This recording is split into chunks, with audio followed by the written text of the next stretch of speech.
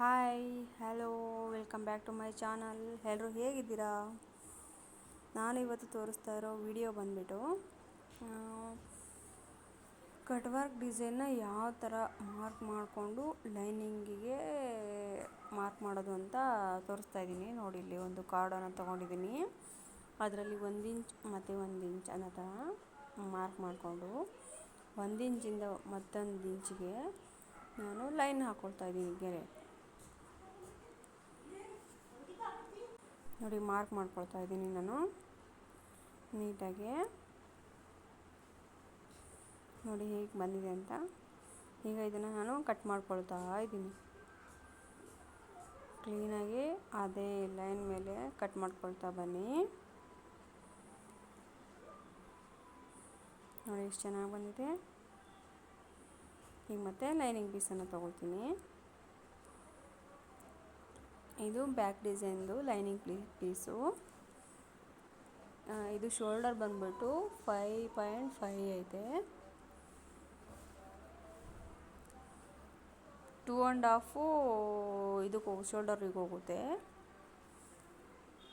ಮತ್ತು 1.5 ಇಂಚ್ ಹಾಕ್ಕೊಂಡು ಗೆರೆ ಹಾಕ್ಕೊಂಡಿದ್ದೀನಿ ನೋಡಿ ನಾನು ಡೀಪ್ಗೆ.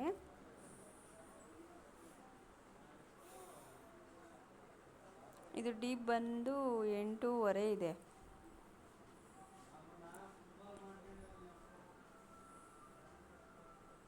ನಾನು ಆಲ್ರೆಡಿ ಮಾಡ್ಕೊಂಡಿದ್ದೆ, ಮತ್ತು ನಿಮಗೆ ಅಂತ ಮತ್ತೆ ತೋರಿಸ್ತಾ ಇದ್ದೀನಿ ಮಾರ್ಕ್ ಮಾಡಿಕೊಂಡು.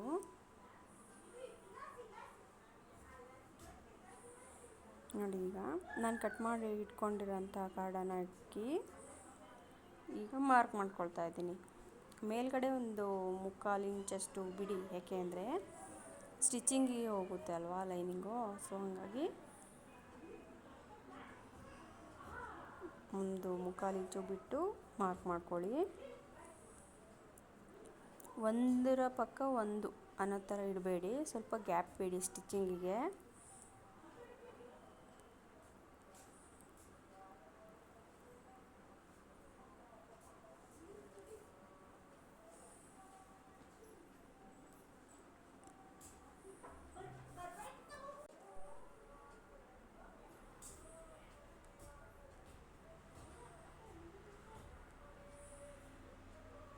ನಾನು ಮಾರ್ಕ್ ಮಾಡ್ಕೊಳ್ಳೋದಕ್ಕೆ ಚಾಪೀಸನ್ನು ತೊಗೊಂಡಿದ್ದೀನಿ.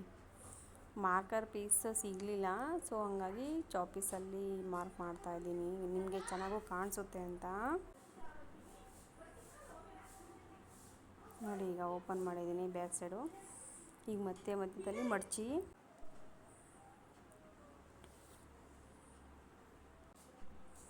ನೋಡಿ, ಈ ಥರ ಸ್ಟ್ರೈಟಿಗೆ ಮಾಡಿಕೊಂಡು ಮತ್ತೆ ಈಗ ಅದ್ರ ಮೇಲೆ ಕಾಣಿಸ್ತಾ ಇದೆಯಲ್ಲ, ಅದೇ ರೀತಿ ಮಾಡ್ಕೊಳ್ಳಿ. ಹೆಚ್ಚಿನ ವಿಡಿಯೋಗಾಗಿ ಲೈಕ್ ಮಾಡಿ, ಸಬ್ಸ್ಕ್ರೈಬ್ ಮಾಡಿ. Thanks for watching. ನೋಡಿ, ಈಗ ನೀಟಾಗಿ ಮತ್ತೆ ಅದ್ರ ಮೇಲೆ ನಾನು ಮತ್ತೆ ಮಾರ್ಕ್ ಮಾಡ್ಕೊಳ್ತಾ ಇದ್ದೀನಿ. ನೋಡಿ ಎಷ್ಟು ನೀಟಾಗಿ ಕಾಣಿಸ್ತಾ ಇದೆ ಅಂತ. Thanks for watching.